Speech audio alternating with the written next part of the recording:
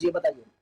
कहते हैं ना कि अति का अंत होता है, तो उसका अति हो चुका है और अब अंत होगा, तो वो तो विनाश काले विपरीत बुद्धि था। विनाश आने वाला है तो पगलाएगा ही, बोलेगा ही कुछ भी जो भी। खेसारी लाल यादव की बेटी पर जो गाना गाया है वो बचने वाला नहीं है। दोस्तों आप लोग को बता दें कि खुशी कक्कड़ भोजपुरी के जानी मानी सिंगर वो फाइनली बोल दिए, टिप्पणी की है कि खेसारी लाल यादव की बेटी पर गाना गाते हो और चाहते हो कि हम नाम फेम बना ले, तो ऐसा नहीं हो सकता है। दोस्तों आप लोग को बता दें कि बहुत पहले एक और सिंगर गाया था जो पंकज सिंह का नाम का था, वो कहाँ है और 4 दिन के लिए नाम तो बना के चला गया, थाना में पिटा गया, पिटा उठा कर चला गया, भोजपुरी में अपना इज्जत खाकर चला गया है। अब वो कहाँ है, अब कोई क्यों नहीं गाना गाता है। दोस्तों आप लोग को बता दें कि किसी को गलत बोलकर तुम ज्यादा दिन तक भोजपुरी में नहीं टिक सकते हो, क्योंकि खेसारी लाल यादव इस बात को छोड़ने वाले भी नहीं है। क्योंकि खेसारी लाल यादव की बेटी पर जो गाना गाया जा रहा है लगातार एक पे एक गाना आते ही जा रहा है, आते ही, और ये दौर रुकने का कोई नाम ही नहीं लेगा। दोस्तों आप लोग को बता दें खेसारी लाल यादव अगर शांत हो जाए ना तो ये दौर रुकने का नाम ही नहीं लेगा, क्योंकि खेसारी लाल यादव को इस पर बहुत बड़ा एक्शन लेना ही होगा, क्योंकि उनके बेटी का इज्जत है। दोस्तों आप लोग को बता दें किसी के बेटी बहन पर गाना आता है ना, खुलेआम नाम देकर उसके गाने में सामने में पोस्टर लगा देते हो, ये बहुत बड़ा गलत काम हो रहा है। और खुशी को अगर इसका विरोध करते हुए सामने आइए और बोलिए कि उसको छोड़ा नहीं जाएगा,